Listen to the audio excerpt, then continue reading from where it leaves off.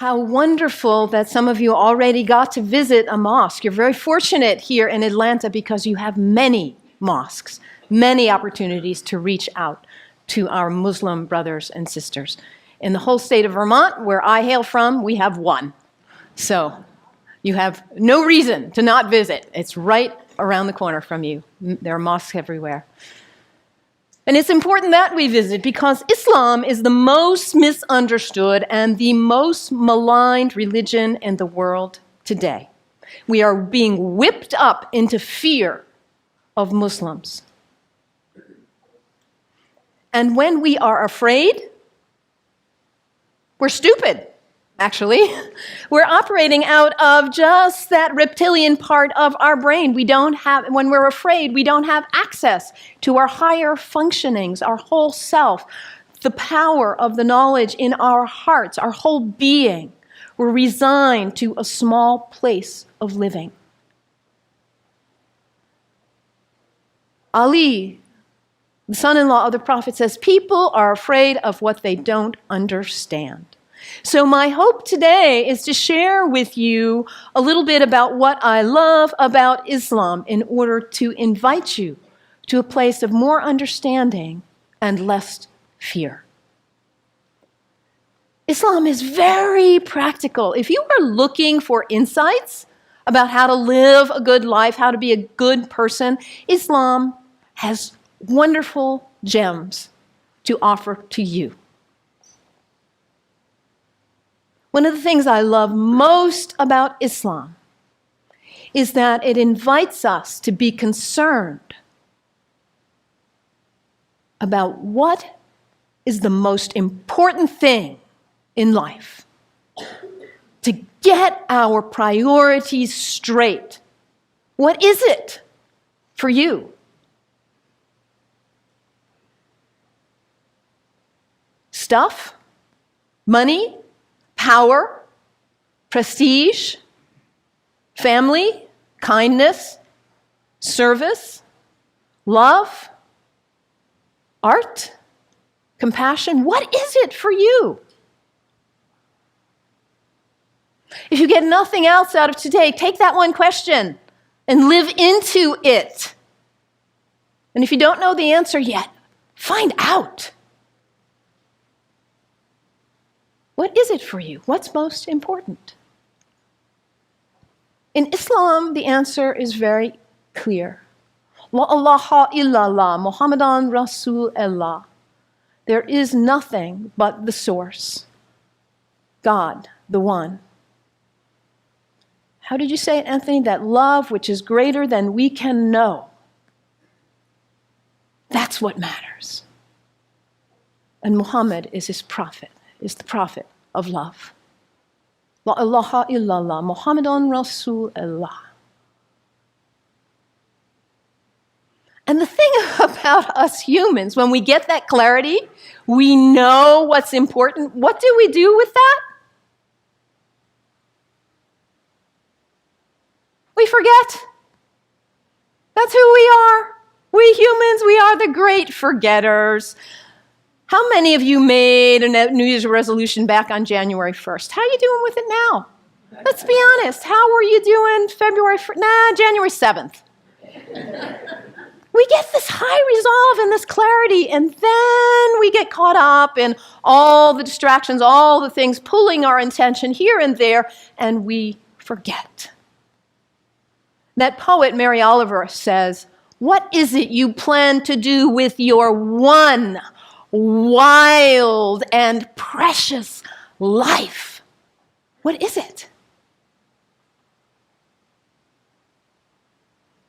In order to not waste our life, we need to regularly hit that reset button, come on back to center, to our heart, to what we know is really why we are here, what we know is really important. Regularly throughout the day, to stop and come back and say, well, let me check in and remember what matters so I don't waste my day or my week or my month or my life.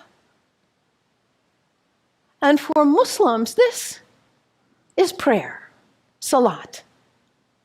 It is the second pillar of Islam. The first pillar, la ilaha illallah, to know what matters. And the second pillar is to hit that reset button in order to regularly come back to center and remember what really matters. And for Muslims, this is not an activity in the head. It's an activity of the whole body. Allah Akbar, Allahu Akbar. Bismillah ar-Rahman ar-Rahim. Alhamdulillah, Rabbil Alameen. Ar-Rahman ar-Rahim. Malik Yawmiddin. Iyyaka na'budu wa iyyaka nasta'in. As-siratal mustaqim. Siratal ladhina an'amta alayhim. Ghayril maghdubi waladdallin. Amin. Allahu Akbar. Allahu Akbar. Allahu Akbar.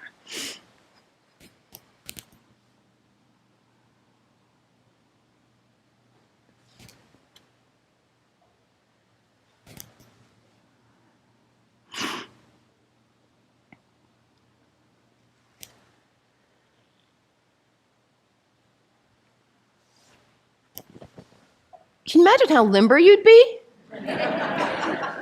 if you did that 17 times a day? And it's done in the direction of Mecca, northeast, more or less. To hit that reset button in order to come back, to hear that voice still and small like we just sang about, to come back to what matters. So practical, I love that, the second pillar of Islam.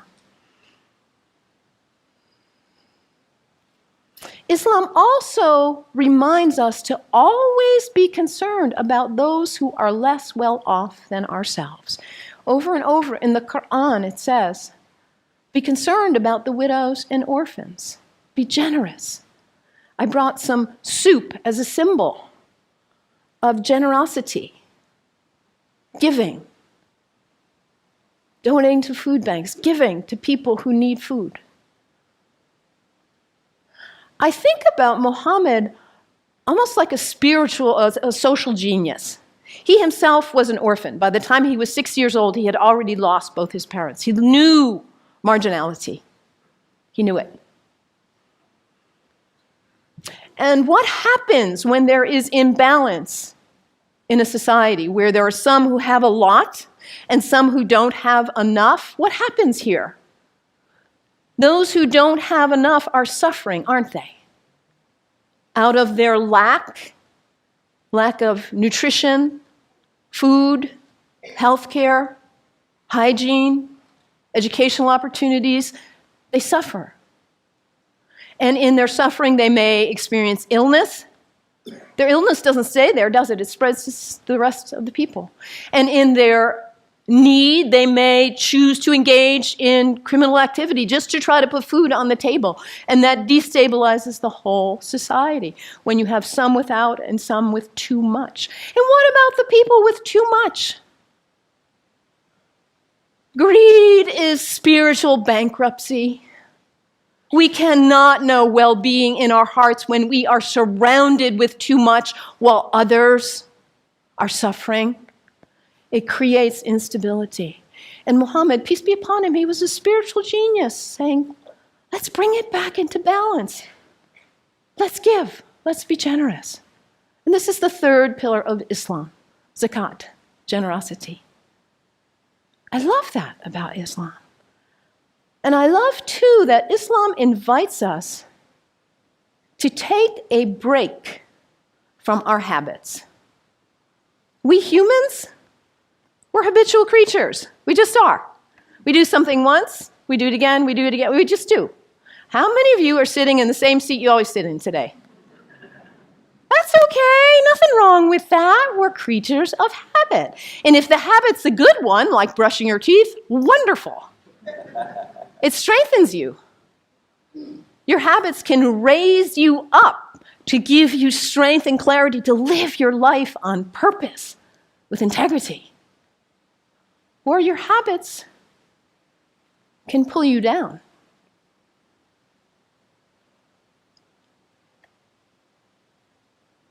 To take a break from your habits, because what happens when you try to take a break from your habit, when you try to stop reaching for whatever it is and you cannot?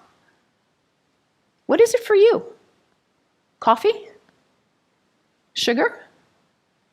Alcohol? Drugs? Sex?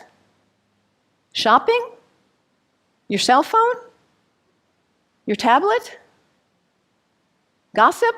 What is it for you, this behavior that you're caught in? You know it's not worthy of your best self, and yet there you are.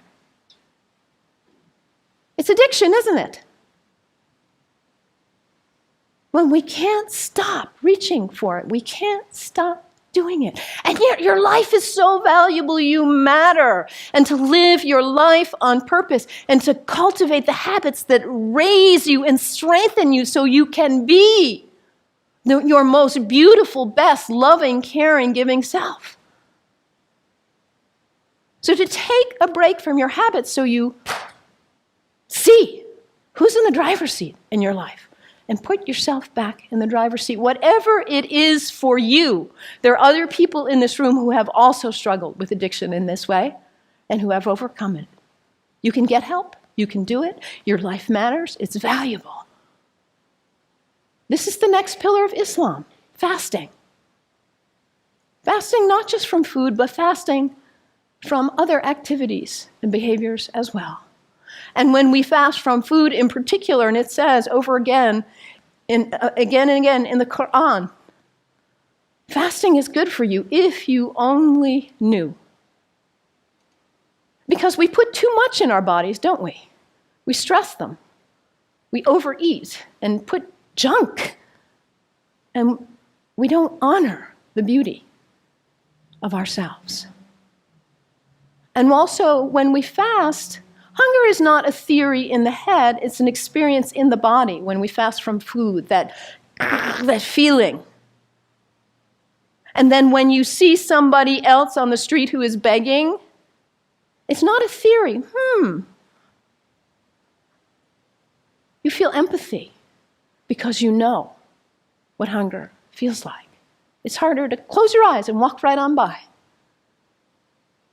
Muhammad, that spiritual social genius, to create harmony and stability in society. The fourth pillar of Islam, fasting, taking a break from your habits. So practical, I love it. And I also love about Islam that it encourages us to take a break from our location, to travel with intention, to recognize the power of space, the sacredness of space, and how the greats who have walked on this earth have blessed the earth with their presence, their breath, their thoughts, their actions. I know you are on the verge of a major decision about this sacred space for you. You have made this place sacred by your presence here. And as you perhaps choose to move on, you will perhaps make a new place sacred by your use and your love. The earth is sacred. Our places are sacred. And when we travel with intention, we are changed by it. This is the fifth pillar of Islam, pilgrimage. And for Muslims, the pilgrimage is to Mecca, which none of us will probably go there. But where is pilgrimage for you? My last name is Kennedy. My family is Irish. My parents have gone to Ireland. My mother says there are no words to express what it is like to walk in that place of our ancestors, of the great Celtic saints and sages. It may not be Ireland for you or Mecca, but where is it for you? Anybody been to Walden? The place where that great book was written? It's a place of pilgrimage for many of us. Anybody been to Transylvania? A place of pilgrimage for many of us. And what happens when we go? We leave our usual haunts. We travel with intention. We let ourselves be changed, be opened by new experiences, new interactions. And we come back and we are not the same. We look at our lives and we say, why was I doing that? I'm not going to waste my one wild and precious life on that.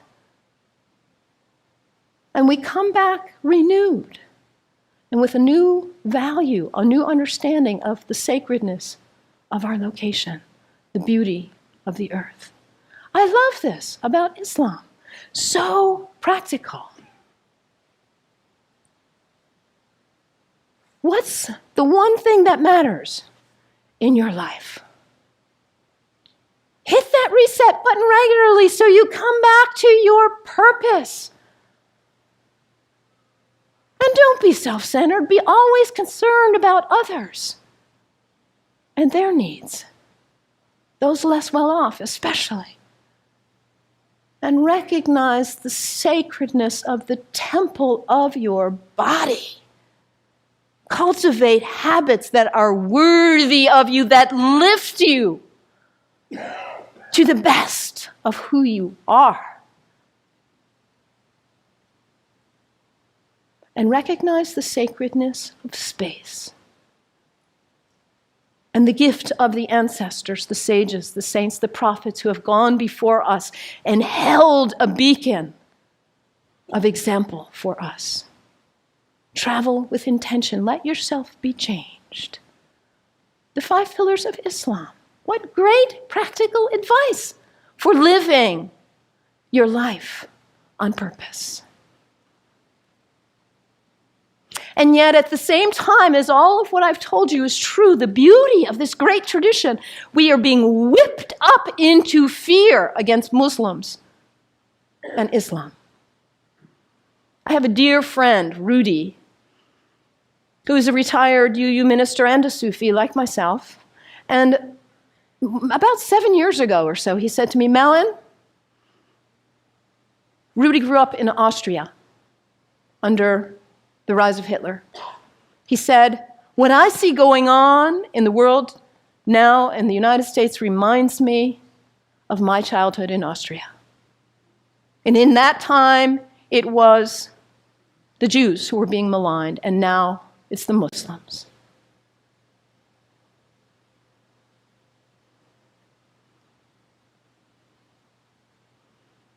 Hermann Goering, the right-hand person of Hitler, a Nazi. In the Nuremberg trials, he said something like this: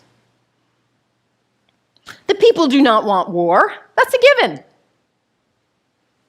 But the people can be brought to the bidding of their leaders. It works the same in all countries, whether it's a dictatorship, a democracy, socialist, doesn't matter. All you have to do is convince the people they are under attack, make them afraid, condemn the pacifists for being unpatriotic, and the people will come to the bidding of their leaders. We're in the midst of such a time. People are afraid of what they don't understand. I implore you, do not fall for this ruse.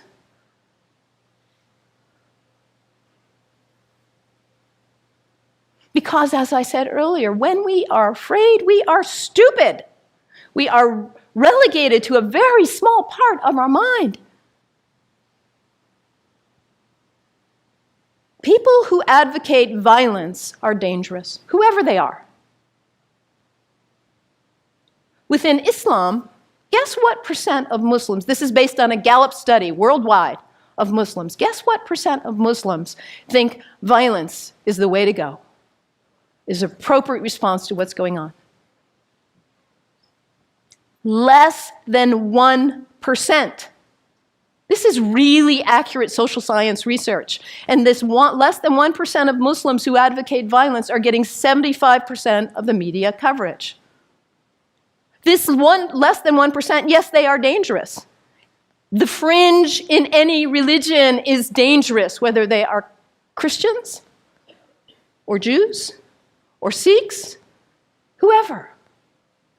Folks who feel compelled to use violence. This minority in any religion is dangerous. When we hear about Christians, we know not to equate the minority who would bomb an abortion clinic with all of Christians.